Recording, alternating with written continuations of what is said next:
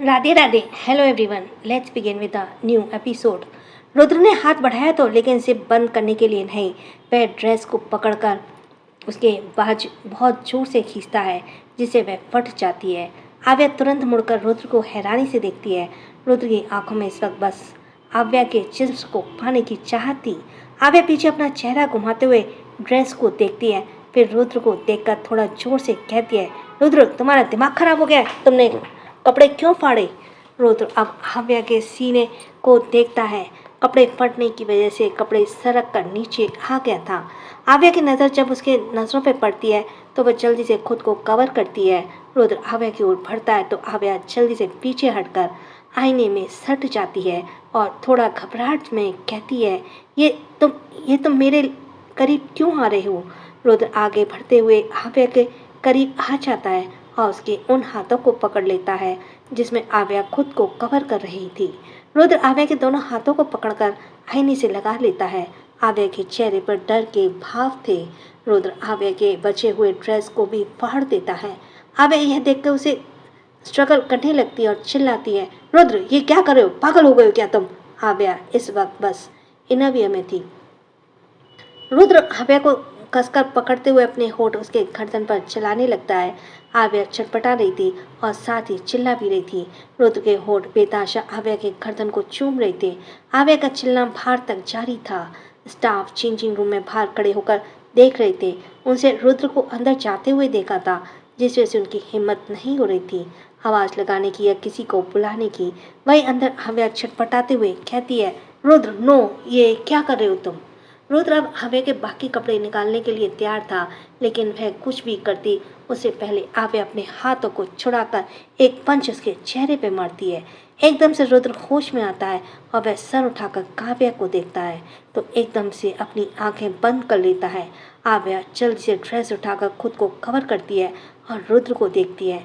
रुद्र अपनी आंखें बंद किए हुए उसकी ओर बढ़ता है। आव्या जब रुद्र को दोबारा बढ़ते हुए देखती है तो पीछे होने लगती है और चिल्लाती है, मेरे पास मत आना। देखो रुद्र, मेरे करीब मत आओ वरना मैं तुम्हें मार दूंगी।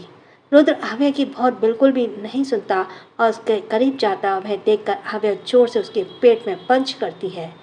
आशा ने फाइटिंग ट्रेनिंग ली थी आव्या ने, जिस वजह से आव्या के मारने से रुद्र एकदम से दूर हो जाता है। रुद्र फिर से आगे बढ़ता, आव्या फिर से उसे मारती है। रुद्र मार खा रहा था लेकिन अब तक उसने अपनी आंखें बंद करके रखी हुई थी। आव्या जब मार कर थक जाती है तो रुककर गहरी सांस लेने लगती है। कुछ देर में आव्या शांत होती है तो रुद्र बढ़कर आव्या को अपने कोट निकाल कर पहना देता है। रुद्र अब आव्या के माथे पर किस करता है और बहुत ही धीरे से कहता है, आई एम सॉरी। रुद्र की आंखें अभी बंद थी। आव्या रुद्र को सॉरी सुनकर बिखर सी जाती है। उसकी आंखें नम हो जाती हैं और वह उसी नम से रुद्र को बंद आंखों को देखकर कहती है, तुमने मेरे साथ जबरदस्ती करने की कोशिश की। Rudra, you tried to rape me. Avya के मुंह से जैसे ये शब्द निकलते हैं रुद्र आव्या को झटके से गले लगा लेता है। वहीं आव्या की आंखों में बस एक कतार आंसू बह जाता है। रुद्र खुद को जानता था कि वह सच में रेप करने की कोशिश कर रहा था। एक लड़की के मर्जी के बगैर जब उसे छुआ जाए तो ये रेप में ही गिना जाता है। रुद्र के अंदर आंखें बंद थी। उसके अंदर क्या चल रहा था वह बिल्कुल भी नहीं देखा जा सकता था। आव्या हल्की सिसकी फटते हुए कहती है, ये दूसरी बार तुमने ये सब किया। अगर तुम ऐसे ही मेरे साथ रेप करने की कोशिश करोगे तो आई एम सॉरी, मैं तुम्हारे साथ नहीं रह सकती। मैं प्यार के लिए तुम्हें टॉर्चर नहीं सहूँगी। रुद्र चुपचाप था। वह कुछ नहीं बोल रहा था। उसने बस आव्या को गले लगाया हुआ था। रुद्र अभी कुछ नहीं कहता, बस चुपचाप उसे गले लगाए रहता है। बहुत देर बाद दोनों अलग होते हैं और रुद्र आव्या को नहीं देखता और ना कुछ बोलता है। वह चेंजिंग रूम से बाहर आ जाता है। आव्या अपने पहले वाले कपड़े पहनती है और बाहर निकल जाती है। वह रुद्र को देखती है जो पेमेंट कर रहा था। उसे फटे हुए गाउन के उसे पैसे तो देने ही थे। आव्या उसे थोड़ा दूरी बनाकर खड़ी हो जाती है। रुद्र को जैसे ही एहसास होता है आव्या आ गई है तो वह वहाँ से बाहर निकल जाता है। रुद्र चुप था। आव्या भी उससे ज़रा भी बात नहीं करना चाहती थी। दोनों ही चुप थे। दोनों लिफ्ट में जाते हैं, वहाँ भी दोनों शांत रहते हैं। रुद्र आव्या को वहाँ पहुँचा देता है जहाँ सब कोई थे, फिर खुद वहाँ से निकल जाता है। रुद्र किसी को भी कुछ नहीं बताता और वहाँ से चला जाता है। आव्या भी उसे एक नज़र तक नहीं देखती। नैना आव्या को अब ज्वेलरी सिलेक्ट करने के लिए बुलाती है, पर आव्या तुरंत मना करते हुए कहती है, नहीं आंटी, आज नहीं, मुझे अभी हॉस्पिटल जाना पड़ेगा, इमरजेंसी है। आव्या सबको बोलकर निकल जाती है। आव्या के जाते ही कुछ देर बाद सभी अपने घर के लिए निकल जाते हैं। रात का वक्त, नैना जगी हुई पीयूष और सौम्या की तस्वीर को देख रही थी। सौम्या जिस तरह से नैना का ख्याल रखा करती थी, उन सारी यादों को सोचकर नैना के चेहरे पे एक शांति दिख रही थी। वह बहुत सुकून का एहसास में जी रही थी। तभी उसे अपनी गोद में भारीपन सा लगता है। नैना देखती है तो रुद्र उसके गोद में सर रखे हुए लेटा हुआ था। उसकी आंखें बंद थी। ये देखकर नैना मुस्कुराते हुए फोटो को साइड में रखते हुए धीरे धीरे रुद्र के बालों पर हाथ फेरने लगती है। रुद्र आंखों को बंद किए हुए धीरे से कहता है, मॉम। नैना तुरंत जवाब देती है, हाँ। नैना के जवाब देते रुद्र कहता है, can I ask a question? क्या मैं तुमसे कुछ पूछ सकता हूँ? नैना एक पल के लिए रुककर रुद्र को देखती है, फिर पूछती है, हाँ पूछो। रुद्र कुछ पल रुककर बहुत ही शांत और सीरियस में पूछता है, how painful is rape? Rape कितना दर्दनाक होता है? रुद्र का सवाल सुनते ही नैना के हाथ एकदम से रुक जाते हैं। उसे अच्छा और कौन जान सकता है कि रेप क्या होता है, उसमें कितना दर्द होता है। नैना तो एक पल के लिए अपने उसी दर्द में खो जाती है। किस तरह वो दर्द से चीखती थी और एक लाश की तरह बेड पर पड़ी रहती थी। उसे इतना दर्द देता था कि वह सह नहीं पाती थी, और फिर भी वह सहती थी। ये सब चीज़ों को याद करके नैना के आंसू बह जाते हैं। नैना दर्द से कहती है, रेप वो होता है जिसमें एक लड़की के जिस्म को इस हद तक नोचा जाता है जब तक उस इंसान की हवस न मिट जाए। लड़की भले चीखे चिल्लाए, दर्द से मरे, पर फिर भी बस उसे अपनी हवस मिटानी है। रेप सिर्फ शरीर पर घाव नहीं देता, पूरे अंतरात्मा तक को चोट पहुंचाता है। जो लड़की रेप की शिकार होती है ना, वे अंदर तक टूट जाती है और जीना तो वो वैसे ही छोड़ने का सोच लेती हैं। इतना कहते ही नैना की आंखों में फिर एक बार आंसू बह जाते हैं। रुद्र अपनी आंखें खोलता है और अपनी मॉम को देखता है। नैना को देखते हुए रुद्र को उसके दर्द को एहसास समझ आ रहा था। नैना अपने में ही खोई हुई कहती है, उसने मेरे साथ एक बार नहीं 1000 बार रेप किया। मेरे साथ इतना गलत करने के बाद भी कहता है कि वो मुझसे प्यार करता है। प्यार शरीर की हवस मिटाने के लिए नहीं होती है। अगर कोई प्यार करे तो वो सिर्फ उसकी खुशी और उसकी सुख भरी जिंदगी की कामना करता है। अगर रेप करने वाला प्यार करने लगे तो वो प्यार नहीं, सिर्फ प्यार का मजाक है। रुद्र एकटक नैना को देख रहा था। नैना रुद्र को देखते हुए कहती है, रुद्र तुम कभी उस इंसान की तरह मत बनना। मुझे पता है तुम उसके जैसे नहीं हो, पर फिर भी मुझे उसकी हैवानियत से बहुत डर लगता है। उसकी कुछ आदतें तुम पर भी आई हैं, ये मैंने तुम्हारे साथ रहकर जान लिया है। नैना रुद्र के चेहरे को छूती और कहती है, रुद्र तुम कभी भी आव्या के साथ ऐसा कुछ मत करना, वरना उसका हंसता खिलता चेहरा हमेशा के लिए खो जाएगा। तुम आव्या से प्यार करते हो और प्यार जिस्म नहीं देखता, वह बस रूह देखता है। शादी के बाद भी अगर वह ये सबके लिए मना करेगी तो तुम पति होने का हक बिल्कुल मत जताना, क्योंकि वो रिश्ता कभी पति पत्नी का नहीं हो सकता जब तक पत्नी खुद पति को छूने का हक न दे। प्यार में कभी किसी को दर्द नहीं दिया जाता, पर यह सच है कि प्यार में दर्द जरूर मिलता है, पर दोनों मिलकर उस दर्द को दूर करने की कोशिश कर सकते हैं। रुद्र नैना की बातें सुनकर अपनी हरकतों के बारे में सोचने लगता है। नैना कुछ सोचते हुए धीरे से कहती है, अगर कोई लड़की रेप करने वाले से प्यार कर बैठे तो उससे बड़ा बेवकूफ़ इस दुनिया में कोई नहीं हो सकता। नैना अपने अंदर की फीलिंग्स को जता रही थी। रुद्र काफ़ी कुछ सोचने लगता है। नैना बिल्कुल चुप हो जाती है और अपनी आंखें बंद करके बेड से टिक जाती है। रुद्र कुछ देर बाद अपनी आंखें खोलता है और नैना के बंद किए आंखों को देखता है। रुद्र नैना की गोद से उठकर अच्छी तरह से लेटता है और फिर नैना के माथे पर किस करके बाहर चला जाता है। रुद्र घर से निकल जाता है और वह कार में बैठता कुछ ही पल में उसकी कार वहाँ से गायब हो जाती है। सुबह प्रज्ञा और स्वर्णा इस वक्त मंदिर में पूजा के लिए आए हुए थे। उनके साथ काव्या और आव्या भी थी।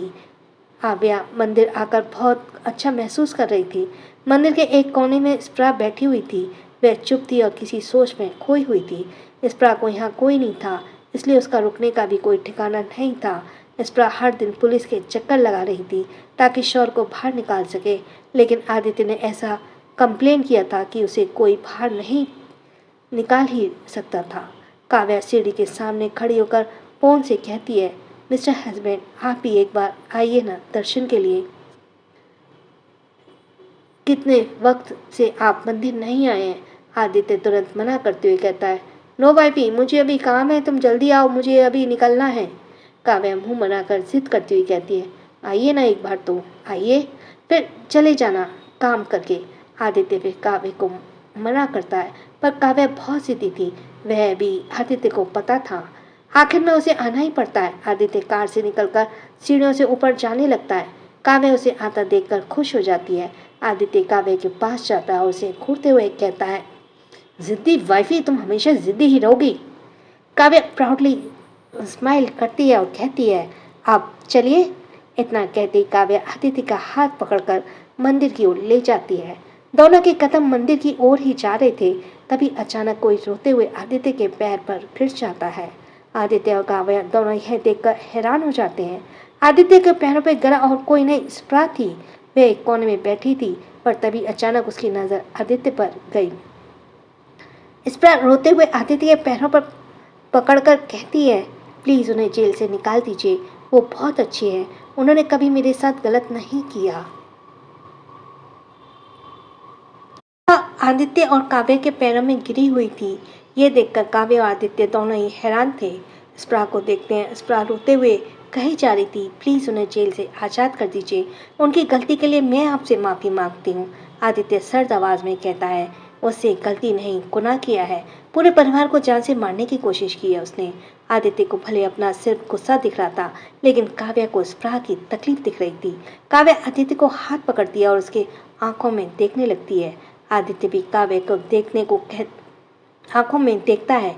काव्या आदित्य के आंखों में देखते हुए कहती है, मिस्टर हस्बैंड, इसकी तकलीफ से भरी आंखों तो देखिए, इन सब में बेचारी की क्या गलती है।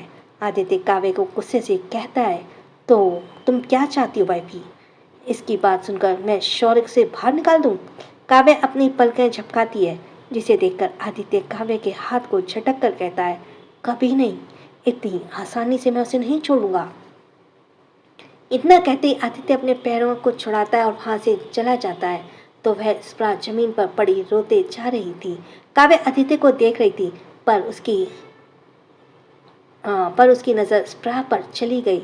काव्या स्प्रा को पहचानती तो नहीं थी, पर आदित्य ने स्प्रा के बारे में बताया जरूर था, जिस वजह से काव्या बस यह जानती थी कि स्प्रा शौर की वाइफ है, जिसे शौर ने जबरदस्ती शादी की थी।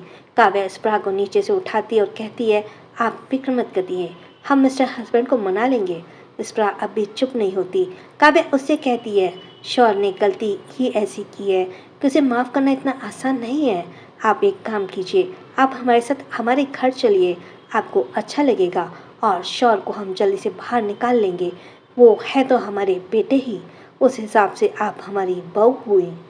स्प्रा अपनी नम आंखों से काव्या को देखने लगती है। स्प्रा बस 20 साल की थी और दुनिया भर की इतना ज्ञान नहीं था। काव्या स्प्रा के आंसू को पहुँचते हुए कहती है, अब आप रोना बंद कीजिए, रुकिए। इतना कहती काव्या आव्या सोना प्रज्ञा को बुलाती है। तीनों जल्दी से काव्या के पास आते हैं। काव्या तीनों को स्प्रा से मिलाती हुई कहती है, ये स्प्रा है, परी, अन्ना, ये सबकी आप सबसे बड़ी भाभी है, शौर की वाइफ, और प्रज्ञा ये आपकी जेठानी है। आव्या और सोना तुरंत एक साथ अपना हाथ बढ़ाकर कहती हैं, हाय भाभी। स्प्रा दोनों के साथ में आए हाथ को देखती है। उसे समझ नहीं आता कि किसे पहले हाथ मिलाए। आव्या और सोना जब यह देखती हैं तो हंसने लगती हैं, क्योंकि उन दोनों को ही पता था कि स्प्रा एक साथ दोनों से हाथ नहीं मिला सकती। दोनों अब एक साथ स्प्रा के गले लग जाती हैं। स्प्रा को तो समझ ही नहीं आता कि वह क्या बोले और क्या करे। क्योंकि वह इन सब से बहुत अनजान थी। स्प्रा वैसे भी उम्र में छोटी दिखती थी। आव्या और स्वर्णा स्प्रा से अलग होकर उसके चेहरे को देखकर कहती हैं, आपकी उम्र तो बहुत छोटी लग रही है, आप कितने साल की हैं? कुछ कहती उससे पहले प्रज्ञा कहती है, अरे कम से कम मुझे तो मिलने दो। इतना कहते ही प्रज्ञा स्प्रा के गले लग लेती है और कहती है, वेलकम टू आवर फैमिली जेठानी जी। स्प्रा अब भी कोई जवाब नहीं देती। आव्या उसे फिर से सवाल करती है, बड़ी भाभी बताइए ना, आपकी उम्र क्या है? स्प्रा बहुत ही धीरे से जवाब देती है, 20। तभी स्वर्णा थोड़ी जोर से चिल्ला कर कहती है, आपकी तो मुझसे भी उम्र कम है। आव्या हंसते हुए कहती है, हमारी सबसे बड़ी भाभी सबसे कम उम्र की हैं। तीनों अपनी मस्ती में थे और स्प्रा अभी कंफ्यूज में थी कि इन सबको कैसे अपनाए और कैसे रिएक्ट करे। काव्या तीनों को देखते हुए कहती है, अब आप लोग इनके साथ घुल मिलिए ताकि ये हमारे साथ कंफर्टेबल रह सकें। तीनों जल्दी से हाँ में सिर हिलाती हैं। तीनों ही स्प्रा को अपने साथ लेकर आती हैं और मंदिर से निकलने के लिए आगे बढ़ जाते हैं। काव्या तीनों को देखकर सर हिलाती है।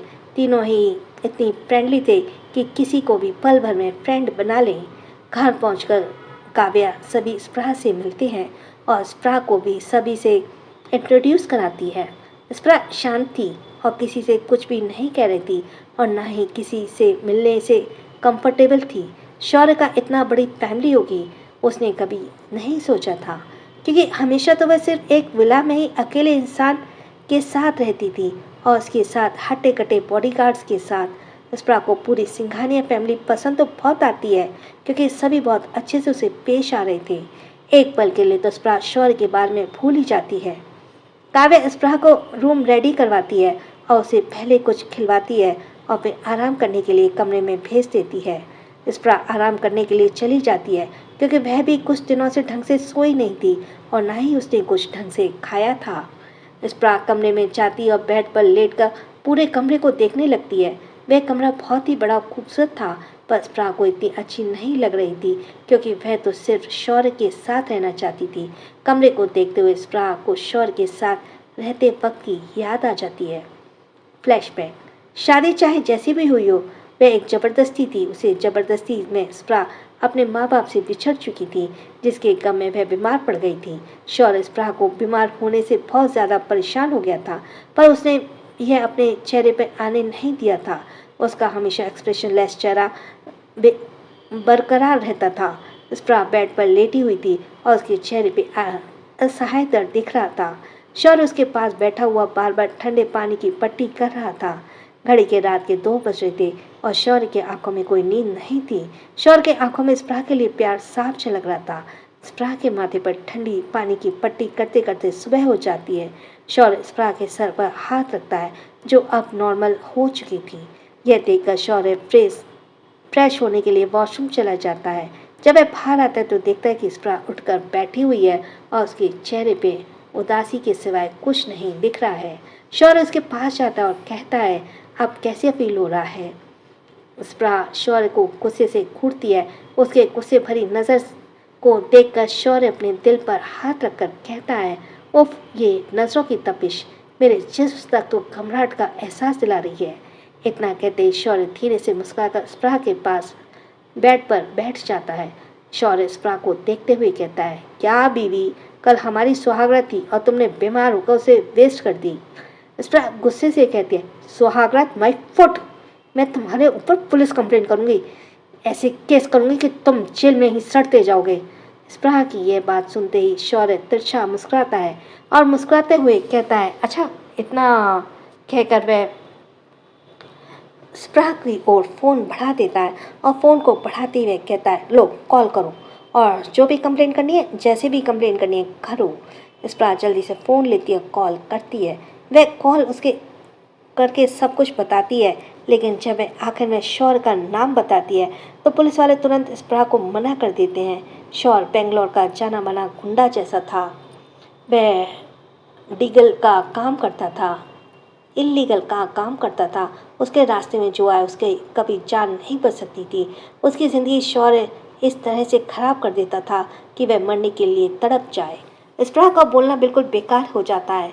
शौर्य यह देखकर हंसने लगता है। जिससे स्प्रा का खून खौल उठता है। स्प्रा अपने हाथ में पकड़े फ़ोन को फेंक देती है। फ़ोन सीधे दीवार से जाकर लगती है और जिससे वह टूट जाता है। शॉल टूटे हुए फ़ोन को देखकर कहता है, चु चु चु चु चु बीवी, एक झटके में तुमने 2 लाख बर्बाद कर दिए। तुमसे शादी करना बहुत महंगा पड़ा मुझे। इतना कहकर वह स्प्रा को देखता है, फिर एकदम से मुस्कुराते हुए कहता है, और मुझे महंगी चीज़ें बहुत पसंद है। शौर्य अब अपनी जगह से उठता और स्प्रा के लिए नाश्ता लेकर आता है। स्प्रा वैसी बैठी हुई शौर्य नाश्ते को साइड में रखकर अपना हाथ बढ़ाकर कहती है, छूंगा नहीं तुम्हें जब तक तुम्हारी मर्जी ना हो। स्प्रा शौर्य के हाथ को देखती है। उसे भी पता था इस वक्त शौर्य के हाथ इसलिए बढ़ाए थे ताकि वो वॉशरूम ले जा सके, लेकिन स्प्रा को तो शौर्य की इस मदद नहीं चाहिए थी, इसलिए वह दूसरी तरफ से उठकर वॉशरूम चली जाती है।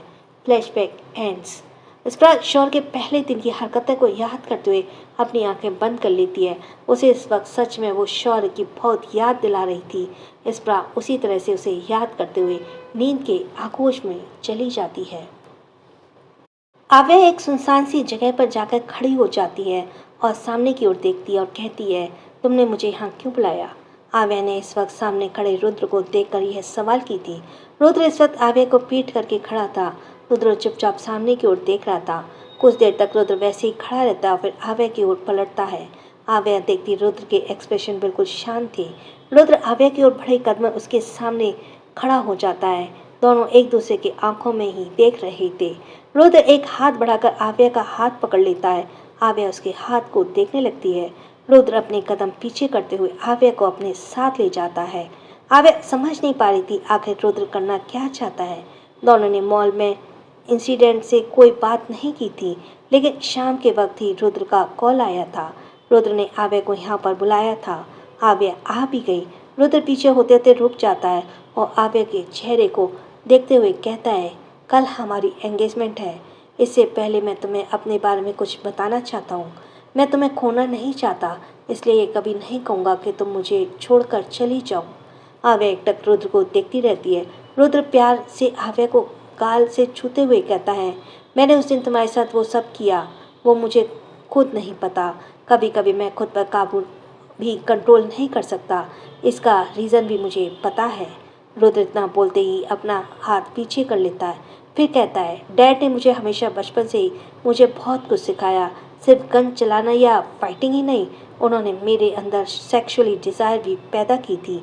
आई डोंट नो वाई। हर मर्द के अंदर सेक्सुअल डिज़ायर होती है, कुछ की लिमिट में और कुछ की अनलिमिट। पर मर्द बनने से पहले ही मुझे ये सब कुछ सिखाया गया था। वो सारे सीन्स मेरे दिमाग में घूमते हैं तो ऐसा लगता है जैसे मैं अभी किसी लड़की को पकड़ लूँ, बट नो, मैं कभी ऐसा नहीं करता क्योंकि मेरी मॉम का दर्द मुझे रोक लेता है। आव्या एक डॉक्टर थी तो उसे सब कुछ बहुत अच्छे से समझ आ रहा था।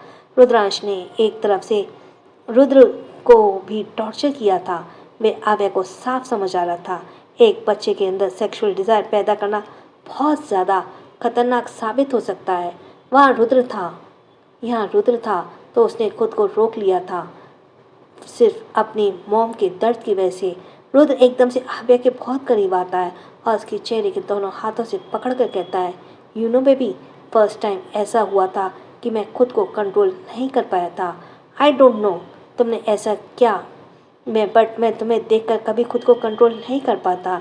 आज तक मैंने किसी लड़की की तरफ इतना अट्रैक्शन फील नहीं किया। इकलौती तुम हो जिसने मुझे इंसान भी बनाया और जानवर भी। ऐसे कहते हुए रुद्र की नसें तन गईं। आव्या एक टक अभी बस रुद्र को ही देख रही थी और उसके हर एक बातों को बहुत गौर से सुन रही थी। रुद्र आव्या के छोटे से चेहरे को गौर से देखते हुए कहता है, जब मेरी सेक्सुअली डिज़ायर जागती है तो मैं सिर्फ इतना कहते हुए रुक जाता है और आव्या के होठों को थोड़ा जोर से सहलाते हुए कहता है, I feel that I am badly intimate with you. आव्या उसे हैरान भरी नज़रों से देखती है और उसकी आंखें हैरानी से बड़ी बड़ी हो जाती हैं। रुद्र फिर से पीछे हटता हुआ कहता है, अगर मैंने ऐसा किया तो ये सिर्फ रेप बोला जाएगा। मैं तुम्हारे साथ रेप नहीं करना चाहता, वो दर्द कभी नहीं देना चाहता जो मेरी मॉम ने फील किया। But seriously I can't control my self baby girl. Rudra आव्या की आंखों में एकटक देखते हुए कहता है, तुम्हें मेरी ज़िंदगी में नहीं आना चाहिए था बेबी गर्ल। रुद्र जैसे ही बोलता है आव्या के दिल में दर्द सा उठता है। रुद्र तकलीफ में मगर सिर्फ आव्या के बारे में सोच रहा है। रुद्र आगे कहता है, अब जब मैं तुम्हें छोड़ने का सोचता हूँ तो ऐसा लगता है जैसे मैं पागल हो जाऊँगा। आव्या जल्दी से भाग कर आती है और एक झटके से रुद्र को गले लग जाती है। रुद्र भी इसे टाइटली पकड़ लेता है। आव्या रुद्र के सीने से छिपी हुई दर्द में कहती है, I am also badly attached for you. तुम्हें मुझसे सब पहले बताना चाहिए था। आव्या की बात सुनकर रुद्र उसे कसकर पकड़ते हुए कहता है, आई कांट लूज यू। मैं तुम्हें नहीं छोड़ सकता। Baby girl, please don't leave me. आव्या भी उसे एकदम टाइटली जकड़ कर कहती है, never, I will never leave you, I will love you, I will love you so much Rudra. Rudra इस बार कुछ नहीं बोलता और उसे टाइटली गले लगा लेता है। दोनों के बीच जो एक दिन का बिछड़ाव हुआ था, वे आज दोनों ही उसकी कसर को मिटा रहे थे। दोनों ही एक दूसरे को इस तरह से जकड़े हुए थे कि दो शरीर एक शरीर की तरह दिख रहे थे। आव्या रुद्र के दिल पर किस करते हुए धीरे से कहती है, हम तुम्हारा प्रॉपर ट्रीटमेंट करेंगे और वो ट्रीटमेंट मैं करूँगी। रुद्र धीरे से कहता है, ट्रीटमेंट? आई थिंक ऐसे ही मैं ठीक हूँ। इतना कहकर वह आव्या से अलग होता फिर घुटनों के बल बैठकर कहता है, can I rape you baby girl? आव्या हैरानी से रुद्र को देखने लगती है और वह रुद्र हमेशा से ही आव्या के सामने इतना डिफरेंट बातें करता था जो कभी उसने सुनी ही ना हो। आव्या पहले हैरान थी, लेकिन उसे जब रुद्र की बातें समझ आती हैं तो वह हंसते हुए अपना हाथ रुद्र के हाथ में रखकर कहती है, then I will kill you mister Rudra Suryavanshi. Rudra हल्का सा मुस्कुराते हुए खड़ा हो जाता है, जो उसे ही खुद पता नहीं होता।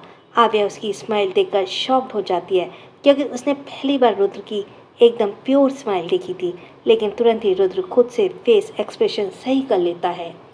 आव्या जल्दी से कहती है, hey you are smiling Rudra. Rudra अपने दूसरी ओर करते हुए कहता है, नो। आव्या रुद्र के चेहरे को देखते हुए कहती है, अभी मैंने देखा तुम स्माइल कर रहे थे, and seriously your smile, oh my God. बोलते हुए आव्या अपने गाल पर हाथ रख लेती है। उसके चेहरे पे अनगिनत खुशी थी। आव्या रुद्र के स्माइल की तरफ तारीफ करते हुए कहती है, यू लुक अ हैंडसम हंग। एक बार फिर से स्माइल करो ना प्लीज़। नो आई थिंक, या हंसना, मैं तुम्हें एक बार हंसते हुए देखना चाहती हूँ। आव्या रुद्र को इतनी तारीफ कर रही थी कि वह अपना चेहरा फिर से आव्या से छुपा लेता है। रुद्र इस वक्त ब्लश कर रहा था, जो उसे ही नहीं पता। आव्या तुरंत रुद्र से तरफ जाती है और जिसे वह रुद्र को ब्लश करते हुए देख लेती है। ये तो आव्या के लिए सबसे बड़ा झटका था। वह बहुत जोर से कहती है, oh my God you are blushing. Rudra तुरंत अपने फेस को नॉर्मल करता है। एक्सप्रेशन छुपाने की बहुत ज़्यादा एक्सपर्ट था। रुद्र, यू आर ब्लशिंग, मैंने अभी अभी देखा तुम ब्लश कर रहे थे। ओह माय गॉड, मुझे लग रहा है मैं सपना देख रही हूँ। आव्या इस वक्त खुशी से जैसे पागल सी हुए जा रही थी और रुद्र आव्या के उस चेहरे को देख रहा था। आव्या जल्दी से अपना फ़ोन निकाल कर कहती है, बस एक बार हंस कर दिखाओ ना। रुद्र आव्या के हाथ को घूरता है। आव्या ने खुशी से फ़ोन की उल्टी पकड़ रखी थी, जिसे उसे बिल्कुल होश नहीं था। फ़ोन का कैमरा आव्या की तरफ था और फ़ोन का फ्रंट रुद्र की तरफ। रुद्र आव्या की एक्साइटमेंट देखकर हंसता है और किसी विलन की तरह। उसमें ना कोई फीलिंग्स थी और ना ही उसमें दांत दिखे। हा हा हा हा। रुद्र हंसकर एकदम से सीरियस एक्सप्रेशन बना लेता है, तो वहीं आव्या को पल भर में खुशी गायब हो जाती है। आव्या मुंह बना लेती है और फिर फ़ोन को नीचे कर लेती है। आव्या रुद्र को खराब सा मुंह बनाकर कहती है, ये कैसी हंसी, ऐसे लग रहा था जैसे रावण सीता का हरण करके खुश हो रहा हो। रुद्र कुछ नहीं बोलता। आव्या आगे कहती है, क्या तुम नॉर्मल नहीं हंस सकते हो? रुद्र धीरे से ना में सर हिलाता है, तो आव्या मुंह बिगाड़ कर कहती है, एब नॉर्मल पर्सन। इतना बोलती आव्या चुप हो जाती है। रुद्र और आव्या चुपचाप एक दूसरे को देखने लगते हैं। अपने बारे में बताकर जहाँ रुद्र काफ़ी अच्छा महसूस कर रहा था, तो वहीं आव्या रुद्र के बारे में जानकर बहुत प्राउड फील कर रही थी, क्योंकि रुद्र खुद को बहुत ज़्यादा ही कंट्रोल रखता था। उसने भले उसके साथ ज़बरदस्ती करने की कोशिश ज़रूर की, लेकिन वह होश में भी आता था। और पहली बार तो अपनी हरकत की वजह से उसने खुद को ही गोली मार ली थी। देखते देखते रुद्र और आव्या करीब आ जाते हैं। रुद्र आव्या के एक हाथ को पकड़ लेता है और एक हाथ से आव्या के चेहरे के बालों को पीछे करता है। आव्या उसे देखते हुए कहती है, सो? इतना बोल वह रुक जाती है। रुद्र उसके रुकते हुए कहता है, सो वॉट? आव्या रुद्र के दिल पर हाथ रखकर कहती है, तैयार हो अपनी सेक्सुअल डिजायर को खत्म करने के लिए? रुद्र आव्या के उसी हाथ पर अपने हाथ रखकर कहता है, तुम्हारे लिए तो मैं अपने आप को भी खत्म कर दूं। आव्या यह सुनकर मुस्कुराते हुए रुद्र के सीने पर लग जाती है। रुद्र आव्या के कमर पर हाथ रखकर उसके माथे पर किस करता है। दूसरी ओर रोहन स्वर्णा को अपने साथ पुणे लेकर आया था। रोहन और स्वर्णा एक घर के हॉल में बैठे थे। स्वर्णा पूछे जा रही थी, डैडू ये किसका घर है, हम कहाँ आए हैं? रोहन स्वर्णा को प्यार से कहता है, बस 2 मिनट पता चल जाएगा। उसके इतना बोलते ही सीढ़ियों से 2 आदमी और औरत आर्ग्यूमेंट करते हुए नीचे उतरे। तुम बहुत बड़े चीप हो, इसलिए तो तुम्हारा बेटा भी तुम्हारे जैसा चीप बना है। इडियट हो तुम, एक्स्ट्रा लेवल के खधे हो तुम। वही आदमी भी उसका जवाब देता है, हाँ तुम एक्स्ट्रा लेवल की खधी हो, इसलिए तो मुझे खधे पर फिदा हो गई थी। हैंडसम लड़का दिखा नहीं, बस उसके पीछे प्यार में पागल हो गई। और तुम हैंडसम?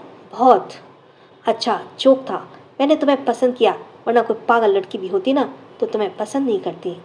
थैंक गॉड तुमने कबूल किया कि तुम पागल हो, पागल लड़की, पागल खधी। सोफे पर बैठे रूहान और स्वर्णा दोनों ओर उस ओर देखते हैं। वे आदमी और औरत वंशज और रूमानी थे। ये दोनों ना कभी बदले थे और ना कभी बदलेंगे। दोनों झगड़ा करते हुए उतर ही रहे थे कि तभी दोनों की ही नज़र रूहान और स्वर्णा पर जाती है। भाई! रूमानी रूहान को देखकर खुश हो जाती है और जल्दी से आगे बढ़कर उसके गले लग जाती है। रूहान रूमानी को आते हुए खड़ा हो गया था। वंशज भी उसे पास आ जाता है। रूमानी रूहान से अलग होकर पूछती है, आप कब आए? इतना पूछते ही उसकी नज़र स्वर्णा पर जाती है। उसे देखकर रूमानी कहती है, ये आना है ना? रूहान स्वर्णा को देखकर हाँ में सिर हिलाता है। रूमानी जल्दी से स्वर्णा के गले लग लेती है और कहती है, कैसी हो मेरी बच्ची? स्वर्णा धीरे से जवाब देती है, मैं ठीक हूँ बुआ। स्वर्णा और रूमानी की बात पहले ही फ़ोन पर हो चुकी थी, पर बस नॉर्मल कॉल पर। वंशज रूहान के पास आकर उसे गले लगाता और कहता है, कैसे है मेरा यार? रूहान बस हम में जवाब देकर टाइटली वंशज के गले लग जाता है। वंशज रूहान के जज्बातों को समझते हुए खुद से भी उसे टाइटली पकड़ लेता है।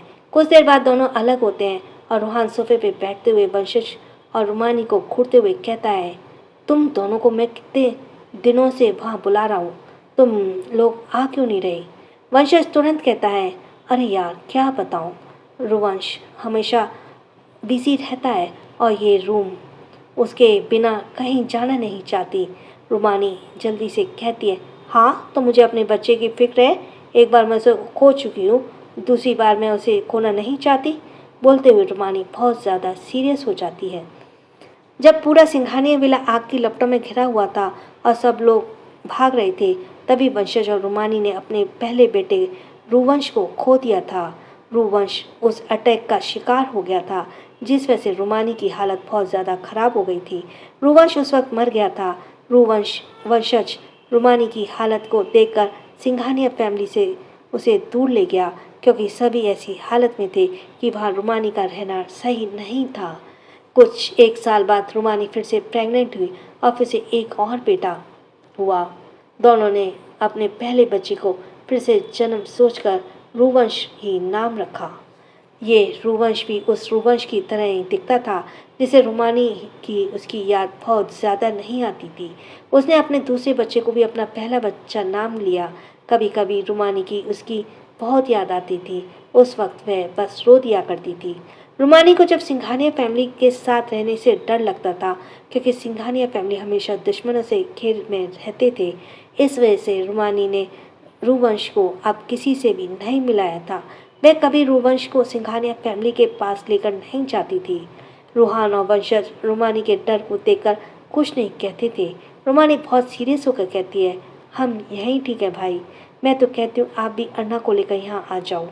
आप भाभी को तो खो चुके हो, वहाँ रहकर क्या आप अन्ना को भी खोना चाहते हो? रुमानी जैसे ही यह कहती है, स्वर्णा अपनी मासूम सी आवाज़ में कहती है, नहीं बुआ, ऐसी कुछ नहीं होगा। भाई और अंश भाई हम सबको प्रोटेक्ट करते हैं। वे हम में से किसी को भी कुछ नहीं होने देते और ना ही होने देंगे। रुमानी कहती है, पहले आदि भाई और ध्रुव भाई भी हमें प्रोटेक्ट करते थे, लेकिन फिर भी सब कुछ खत्म हो गया ना। दोनों में से कोई कुछ नहीं कर पाए। कहीं कोई ना जानता कौन सा दुश्मन कब अटैक कर दे। आदि भाई के तो वैसे भी इतने दुश्मन भरे पड़े हैं। स्वर्णा फिर से कुछ कहने वाली होती है, पर रूहान उसका हाथ पकड़ लेता है। स्वर्णा रुककर रूहान को देखती है तो रूहान धीरे से नाम में सिर हिलाता है। स्वर्णा चुप हो जाती है। रूहान रुमानी को देखकर कहता है, रूमा, मुझे पता है तुम्हें मेरी और अन्ना की फिक्र है, लेकिन वो सब मेरी फैमिली है और मैं उनसे दूर नहीं रह सकता। रूहान भले ही कुछ लोगों से निराश है, लेकिन अब भी वह अपने सभी फैमिली से बहुत ही प्यार करता है, इसलिए वह किसी को छोड़कर नहीं जा सकता। रुमानी भी रूहान की बात को समझ रही थी, इसलिए वह और कुछ नहीं कहती। माहौल को सही करने के लिए वंशज बीच में कहता है, बातें तो बहुत होती रहेंगी यार, चलो कुछ यादें ताज़ा कर लेते हैं। रूहान, तुम्हें याद है हम लोग मेले में कितना घूमा करते थे? रूहान धीरे से हाँ में सिर हिलाता है। तुम दोनों एकदम सही समय पे आए हो। चलो हम लोग मेला घूमने चलें। चलो डॉल, मैं तुम्हें बहुत सारी डॉल दिखाऊंगा। वंशज यह कहते हुए स्वर्णा को देखता है। स्वर्णा एकदम से खुश हो जाती है और वंशज को गले लगाकर कहती है, सच में हाबी? वंशज स्वर्णा को गाल पर किस करते हुए कहता है, यस मेरी बार्बी डॉल। स्वर्णा और वंशज जल्दी से उठ जाते हैं। स्वर्णा वंशज के हाथ को पकड़ती हुई थी और जा रही थी।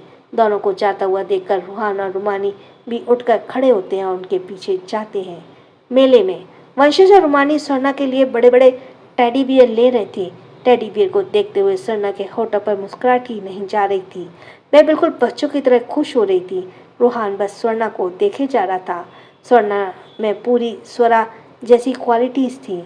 वैलेंटाइन के डे पर जहाँ ज़्यादातर लड़कियों को बहुत महंगी महंगी और एक्सपेंसिव गिफ्ट पसंद आती थी, तो वहीं स्वरा बस एक टेडी बियर से खुश हो जाया करती थी। रूहान मेले की ओर नज़र घुमाता है तो उसे उस पल की याद आती है जब वह स्वरा को से पहली बार मिला था। रूहान उस वक्त ये याद करते हुए अपने कदम बढ़ाने लगता है। वह मेले में लगे बड़े से झूले के पास पहुंचता है। झूले पर देखकर रूहान के कदम अपने आप रुक उस झूले की ओर बढ़ जाते हैं। रूहान झूले पर जाकर बैठ जाता है और अपनी आंखें बंद कर लेता है। उसे इस वक्त उस दिन की हर एक हरकतें याद आ रही थीं। वहाँ बैठा ही था, तभी उसे एहसास होता है कि कोई उसी झूले पर आकर बैठी। रूहान को उसकी खुशबू जानी पहचानी सी लगती है। उसकी पायल की झनकार रूहान को एक अलग ही एहसास दिला रही थी। रूहान का दिल अचानक ही काफ़ी जोरों से धड़कने लगा। रूहान की आंखें बंद थी, पर फिर भी वह बहुत अच्छे से उसे महसूस कर पा रहा था। ऐसा उसे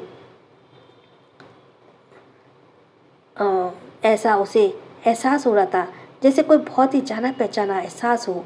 रूहान सारे जज्बातों को महसूस करते हुए अपनी आंखें झट से खोलता है और उसने देखता है। रूहान जैसे ही अपनी आंखें खोलता है तो सामने देखता है उसकी वक्त उस जगह से उसके सामने से वह लड़की उठकर चली जाती है। रूहान भी उसके पीछे उठकर जाने की वाला होता है कि उसे पहले झूले चलने लगते हैं। रूहान उसे पहचान तो नहीं पाया था क्योंकि वह स्वरा की तरह बिल्कुल नहीं थी, लेकिन रूहान के अंदर के एहसास उसे कुछ और बता रहे थे। रूहान झूले में बैठा हुआ उसे ही झांक कर देख रहा था। झूला ऊपर तक जा चुकी थी। उस लड़की ने गाउन पहनी हुई थी और उसके बाल कंधे थे थोड़े नीचे थे, जिसे उसने छोड़े रखे हुए थे। कुछ दूर जाने के बाद वह लड़की मुड़कर झूले की तरफ देखती है। जैसे ही वह मुड़ती है, रूहान की सांसें एक पल के लिए थम जाती हैं, क्योंकि वह लड़की कोई और नहीं, स्वरा ही थी। उसका क्यूट सा चेहरा आज भी वैसी था, लेकिन उसकी आंखों पर इस वक्त चश्मा था जो स्वरा को बहुत अलग बना रहा था। और पहले स्वरा के बाल भी लंबा हुआ करते थे, इससे भी स्वरा बहुत ज़्यादा अलग लग रही थी। पर रूहान अपनी सोना को साफ तरीके से पहचान चुका था। रूहान उसे देखकर बहुत जोर से चिल्लाया, सोना। सोना उसे घूमते हुए झूले से रूहान को देख रही थी। उसके चेहरे पे कोई एक्सप्रेशन नहीं थे। कुछ पल वह रुककर देखती है और फिर मुड़कर भागते हुए जाने लगती है। रूहान सोना को दूर जाता देखकर बहुत जोर जोर से पागलों की तरह चिल्लाता है, लेकिन सोना नहीं रुकती। वहाँ नीचे खड़े लोग रूहान को देखते रहते हैं। जब सोना का दूर जाना रूहान को बिल्कुल बर्दाश्त नहीं होता, तो वह अपनी बिना परवाह किए झूले की ऊंचाई से कूद जाता है। उसकी इस हरकत से सभी चौंक जाते हैं। रूहान जमीन पर पेट के बल गिरता है। इतनी ऊंचाई से गिरने की वजह से रूहान के नाक और सर से खून बहने लगता है। रूहान उस दिशा की ओर देख रहा था जिधर सोना गई। वह अपने हाथ को बढ़ाता हुआ बहुत धीरे से कहता है, सोना। इतना बोलते उसे सब कुछ धुंधला धुंधला दिखाई देता है। आखिर में रूहान की आंखों के सामने एकदम से अंधेरा छा जाता है। रात करीब 11:30 बजे हॉस्पिटल में रूहान की आंखें बहुत धीरे धीरे खुलती हैं। आंखें खुलते उसकी नज़र अपनी मासूम सी बेटी पर पड़ती है, जो आंखों में आंसू लिए उसे देख रही थी। रूहान की आंखें खुली देखकर स्वरा रोते हुए रूहान के गले लग जाती है। डैडू। स्वरा के रोने से रूहान स्वरा के पीठ पर हाथ रखता है। उसकी नज़र अब उसके दूसरी तरफ खड़े अनुराग पर पड़ती है, जिसके चेहरे पे बेशुमार रूहान के लिए फिक्र नजर आ रही थी। वहीं आदित्य और काव्या भी वहीं पर खड़े थे। जब वंशज रुमानी और स्वर्णा को रूहान इतनी बुरी हालत में मिली, तो स्वर्णा को तो रो रो कर बुरा हाल हो गया। स्वर्णा बहुत ज़्यादा घबरा गई थी, इसलिए उसने आदित्य को कॉल करके बुला लिया था। आदित्य के साथ काव्या और अनुराग भी पास थे, जिस वजह से तीनों ही जल्दी से आ गए। जब ये घटना हुई थी तब 4 बजे थे और तीनों ही 5 घंटे में वहाँ पहुँच गए थे। सोना रोते हुए कहती है, डैडू आप वहाँ से क्यों कूदे? मैं बहुत डर गई, आपको कुछ हो जाता तो। वंशज रुमानी और स्वर्णा तीनों को ही रूहान के कूदने के बारे में पहले नहीं पता था। आसपास के लोगों ने उन्हें बताया कि रूहान पहले चिल्ला रहा था और फिर अचानक ऊपर से कूद गया। रुमानी ने भी इस वक्त आंखों में आंसू थे। वह भरे गले से कहती है, भाई आपने ऐसे क्यों किया? काव्या भी एकदम से रूहान पर चिल्लाती है, रूहान ये क्या पागलपन है? वहाँ से कूदने से पहले आपको जरा भी अन्ना का ख्याल नहीं आया? अगर आपको कुछ हो जाता तो? कुछ वक्त पहले ही अन्ना को आप मिले और आप फिर से उसे दूर करना चाहते हैं? रूहान चुप हो ही रहता है। वह बस स्वर्णा के पीठ पर को सहला रहा था। कुछ वक्त बाद रूहान स्वर्णा की अलग करके उसके माथे पर किस करके कहता है, आई एम सॉरी बच्चा। स्वर्णा के आंसू रूहान के गाल पर गिर जाते हैं। रूहान स्वर्णा के आंसू को पोंछते हुए कहता है, मुझे तुम्हारे आंसू अपने दर्द से भी ज़्यादा दर्द दे रहे हैं, प्लीज़ चुप हो जाओ। स्वर्णा जल्दी से अपने आंसुओं को पोंछती है, फिर रूहान के गालों पर अपने गिरे हुए आंसुओं को भी पोंछती है। आदित्य काव्य की आंखों से इशारा करता है तो काव्य स्वर्णा को रुमानी को अपने साथ ले जाती है।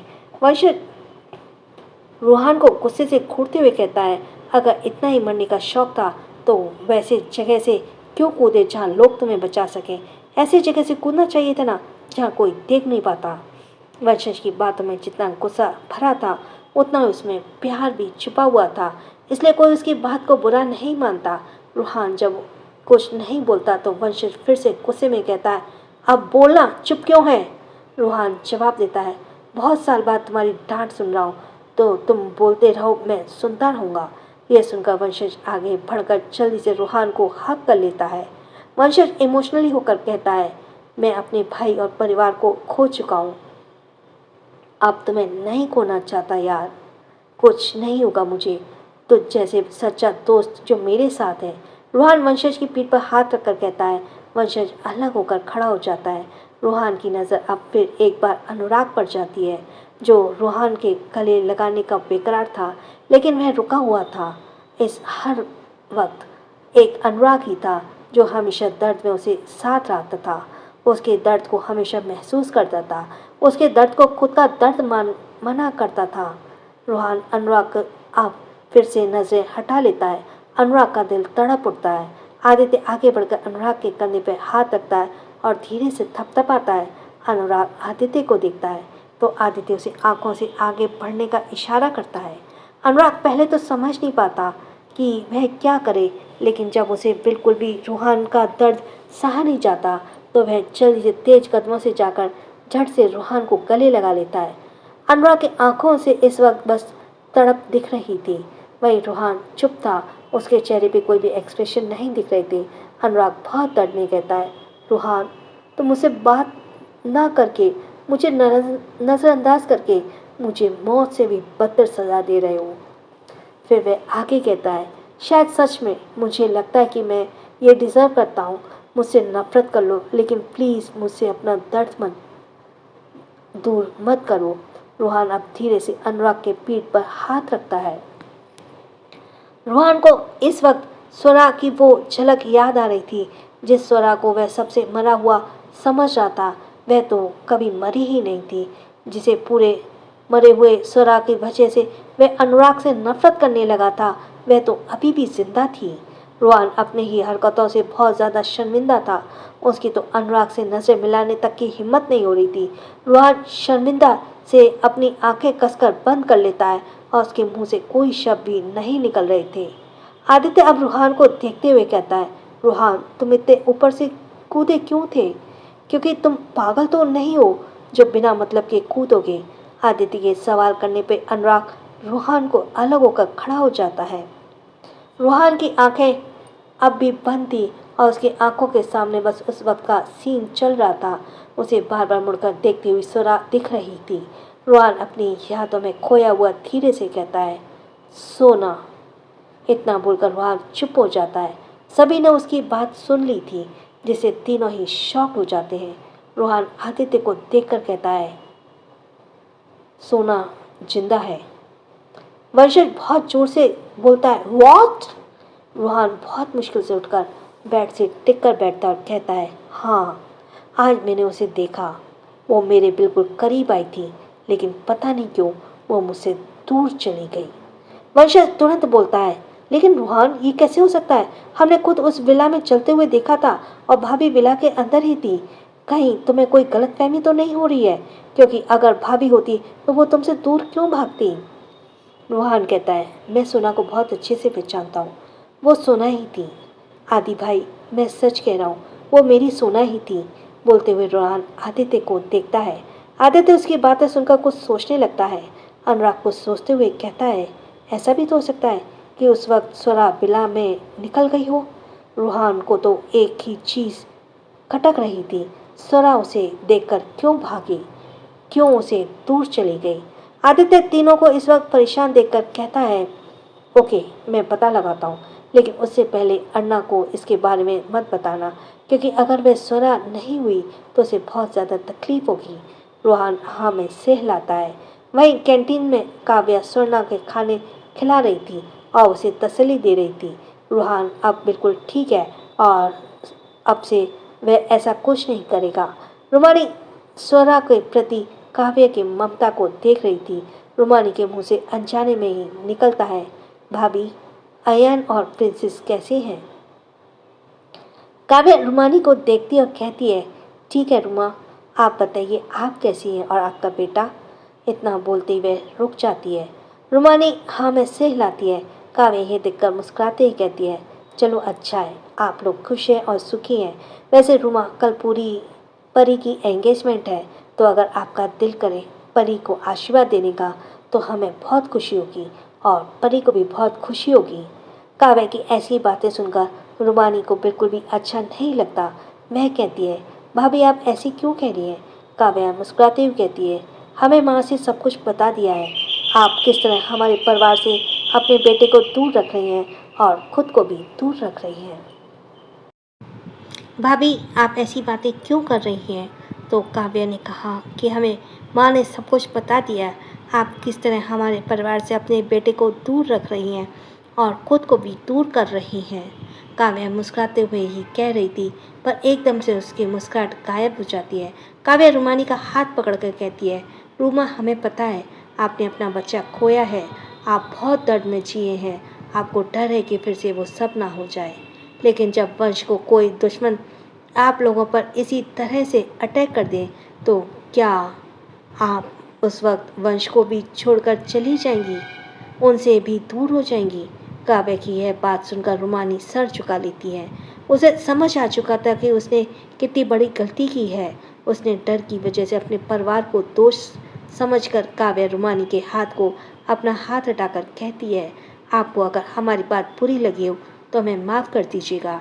काव्या जब अपने हाथ पीछे करती है तो उस तरह के शब्द बोलती है तो रुमानी को और ज़्यादा गिल्ट होता है और वह झट से काव्या के गले लगकर कहती है, आई एम सॉरी भाभी, प्लीज़ हमें माफ़ कर दीजिए।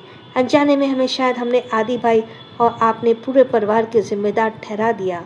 काव्या रुमानी के पीठ पर हाथ रख लेती है। दोनों को इस तरह देखकर स्वर्णा भी अब कुछ देर पहले के दुख को भूलकर मुस्कुराने लगती है। So thanks for listening. छोटों को प्यार, बड़ों को सम्मान। राधे राधे।